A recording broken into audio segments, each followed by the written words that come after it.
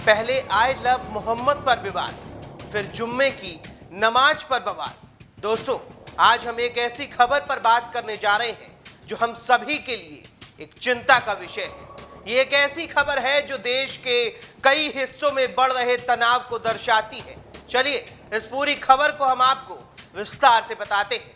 नमस्कार, आप देख रहे हैं द लीडर हिंदी और मैं हूं आपके साथ स्पर्श गुप्ता।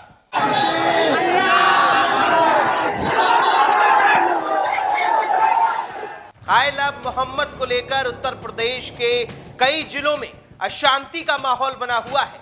बरेली में जुम्मे की नमाज के बाद जो हमने तस्वीरें देखी वो वाकई में विचलित कर देने वाली थी।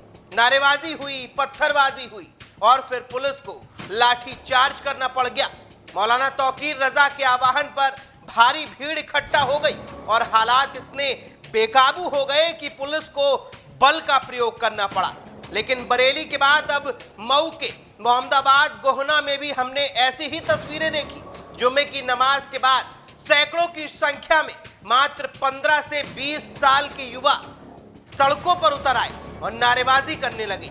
पुलिस ने उन्हें समझाने की कोशिश की, उन्हें घर वापस जाने के लिए कहा गया, लेकिन विरोध में नारेबाजी जारी रही और फिर हालात बेकाबू हो गए। भीड़ में से ही किसी ने पुलिस पर पत्थरबाजी कर दी और फिर जवाब में पुलिस को लाठी चार्ज करना पड़ा। हालांकि अभी मोहम्मदाबाद गोहना में हालात नियंत्रण में है, लेकिन बाजार बंद कर दिए गए हैं। ये घटना बताती है कि कैसे छोटी सी चिंगारी बड़े विवाद का रूप ले सकती है, खासकर तब जब युवाओं की भावनाओं को भड़काया जाता है। यहाँ पर सवाल ये नहीं है कि किसने क्या कहा और क्यों कहा, सवाल ये है कि हमारे समाज में ऐसी अशांति क्यों फैल रही है।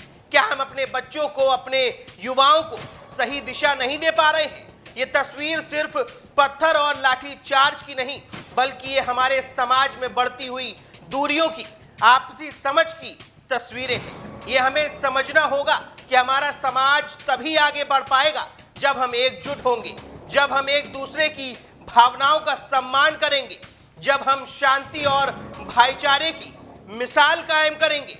हमारे युवाओं को सही मार्गदर्शन की आवश्यकता है, जरूरत है।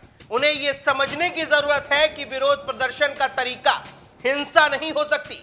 उन्हें यह समझने की जरूरत है कि शांति और संवाद से ही समस्याओं का समाधान निकलता है। बरेली हो या फिर मऊ, हमें इन घटनाओं से सबक लेना होगा। हमें अपने समुदाय के भीतर संवाद को बढ़ावा देना होगा। हमें उन लोगों को आगे लाना होगा जो शांति और सद्भाव चाहते हैं। हमें अपने युवाओं को नकारात्मकता और भड़काने वाली बातों से बचाना होगा। ये समय है जब हमें एक राष्ट्र के रूप में, एक समाज के रूप में अपनी जिम्मेदारियों को समझना ही होगा। तो चलिए हम सब मिलकर इस अशांति को समाप्त करने का संकल्प लें। चलिए हम अपने बच्चों को एक ऐसा भविष्य दें जहां हिंसा नहीं बल्कि सहिष्णुता और प्रेम का बोलबाला हो। शांति बनाए रखें और अपने समाज को एकजुट करें और किसी भी तरह की अफवाहों पर ध्यान ना दें, उनसे बचें, सावधान रहें, सतर्क रहें। मिलते हैं अगले वीडियो में, तब तक के लिए दीजिए मुझे इजाजत। नमस्कार।